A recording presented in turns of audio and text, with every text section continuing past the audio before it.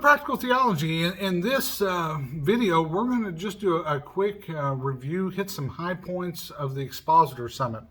You know, each year Southern Seminary puts on the Expositor Summit, and this year the theme of it was preaching the whole counsel of God. And as a preacher, as a pastor, it was overall, and I'm just going to say this right now, you may just listen to this and go on to another video, but it was a great conference or a great summit. And I highly recommend that if you've never been, you need to mark that on your calendars. I know a lot of preachers, only have so much money allotted to them for conferences or conventions. This is one that I would put on your list as one that you need to attend. The main speakers were Dr. Curvella, Dr. York, and Dr. Moeller. I was kind of nervous when I first signed up.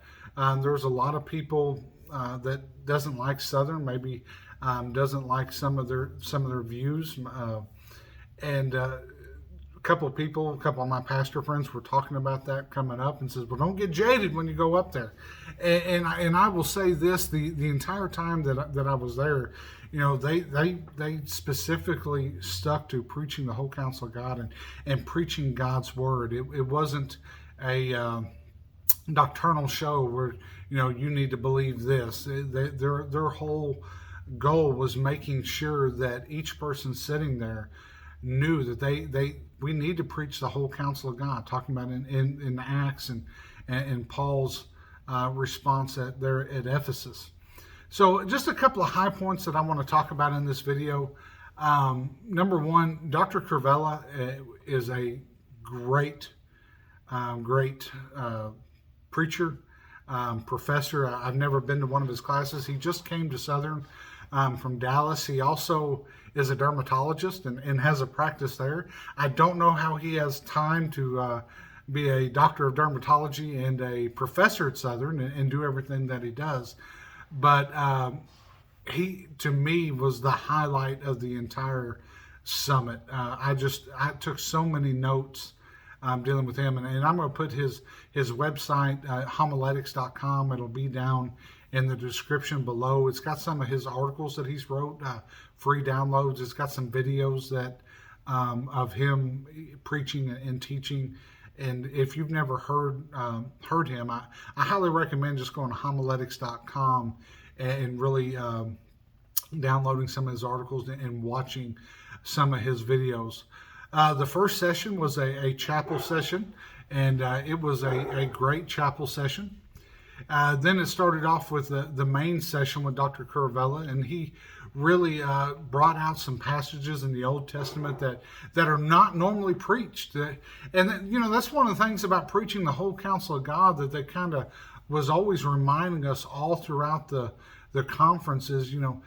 Pastors that preach either topically or pastors that just go here and go there and go there. A lot of times people will intentionally avoid either hard passages or people will intentionally avoid controversial passages. But if you preaching the whole counsel of God means that you preach the hard passages. Preaching the whole counsel of God means preaching the passages that might offend some people. The first breakout session that I signed up to was by Dr. Terry Betts. He talked about the need to preach the Old Testament.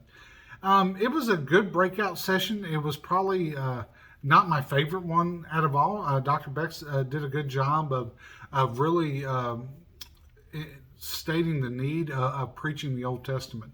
And he did ask the question, and I'm going to pose this too. If you are a preacher, if you're a pastor, if you're a maybe even a teacher, ask yourself, when was the last time that I sat down and I really preached the Old Testament? When was the last time that I sat down and got into Leviticus, preached a sermon out of Numbers? Have you ever? This is some stuff that was really convicting for me in my own ministry, because I hit and miss. There's a lot of times that I'll preach books at a time, but after I get through preaching a book, I will go through and kind of hit sermon series that go here and there. And by doing so, I may avoid preaching Leviticus and Numbers. The next breakout session was the next morning. It was Wednesday morning. It was by Dr. Matt Hall from Southern Seminary.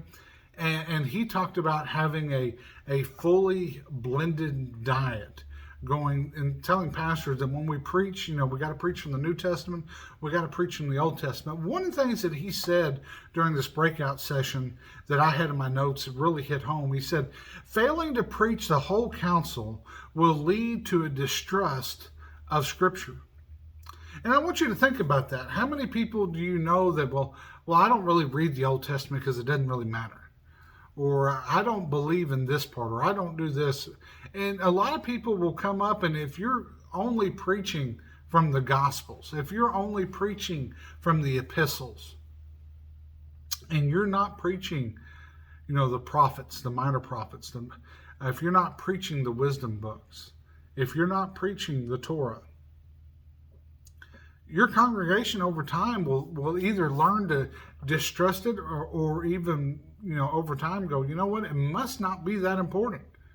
The book of Numbers must not be important. Why? Because my pastor never preaches on it. He never talks about it. So that was that breakout session. That was one of the things that really hit home. In session 4, Dr. Moeller went and preached. And one of the things that he brought out in his sermon that really hit home to me was a lot of times, pastors, we get into a mode where we concentrate too much on programs. If we got a problem in our church, or if we're trying to grow our church, we try to find a program. And there is a million programs out there. As a Southern Baptist, I can go to lifeway.com and find a million different programs that's going to, grow my church, or help this, or discuss this issue, or help young adults, or church, or not church, children, or youth. There's a million different programs. But Dr. Moeller said, we've tried programs, now try preaching the Word. Get down and preach the Word. And I think that's important. I think a lot of times we can concentrate too much on programs or books or different things, where we just really need to get to the Word and preach the Word. The last breakout section that I signed up for was Dr. Schreiner. And I don't really have no notes about anything that he said overall. But that was just a bucket list for me, because I've read so many of his books. And I really, I don't agree with everything that Dr. Schreiner says, but he is a great theologian. And he really went through Ephesians chapter 4, verses 11 through 16. And he really hit the need of learning the biblical languages. And one of the things that he set out is he had a Accordance Bible software pulled up. He had the CSB on one side, and then he had the Greek text on the other. And it was really just amazing for him to go through it and really point out some Greek words and really bring them to life and really talk about them. And it shows the importance of knowing the biblical languages. But he was talking about, in the breakout session, Ephesians chapter 4, really talking about the role that pastors and teachers have. And notice that if you go there, and I believe it's verse 11, I don't have it pulled up, is that pastors and teachers are kind of conjoined. It talks about evangelists, and it talks about apostles, and they were separated, but pastors and teachers. We got to be able to pastor, but we also got to be able to teach and to proclaim the Word. And the final two sessions, the time of two main sessions, was another one by Dr. Caravella, in which he hit another Old Testament passage. But one of the things that he really discussed, and he talked about really getting in and understanding the text. We take the text, and then we take, as he put it, the thrust of the text, and make that into our application. And then he put the thrust of the text can really be described as pericope theology. And if you go to homiletics.com, his website, he has got an article that he wrote about pericope theology. I've downloaded it and really looked through it. It's a really great article that I recommend that you really read and just bring that out and just look at all of what he had. I went back and I was so impressed, and I had some money for books, and I always stop by. If I go to Newtown, I stop by a used bookstore, stop by one. Then when I went to the library there at Southern, I bought a Hebrew book, a grammar book that by Dr. Plummer that I was wanting to look at, and then I bought another book called Hebrew for Life, which Dr. Plummer was one of the co-authors on. And I left and didn't think that I was going to buy any more books, but after I heard Dr. Curavella, I went back that night and bought 3 books by him. He has a commentary. It's not a complete series. Matter of fact, I believe he's only got either 5 or 6 commentaries out. He's got some other books on preaching and pastoral theology. But I went and bought 3 of his books just because he made a huge impression.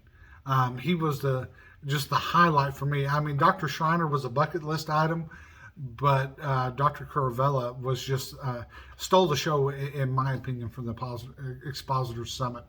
When you sign up, of course, you get a little goodie bag. If you look right up there, there's one. You get a cup.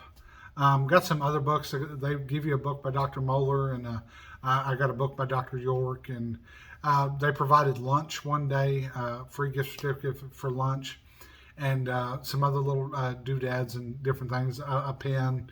You get a little pen. So when you sign up, your money, you get some freebies from it. Very good conference. I'm going to be back next year. That's going to be, luckily enough for me, where I serve at in Western Kentucky, it's about a 2-hour drive to Southern. So I'm going to be there next year for the conference, and I highly recommend that if you've never been to the Expositor Summit, that you put that on your list, and you can go on to the Southern or the expositorsummit.com, and they've got an email thing where you put your email in, and they can tell you when registration's open for next year. Hope you enjoyed this video. If you have any questions about the Expositor Summit, please write them below. If you like this video and you'd like to see more content, please like and subscribe. And as always, I hope that you have a blessed day.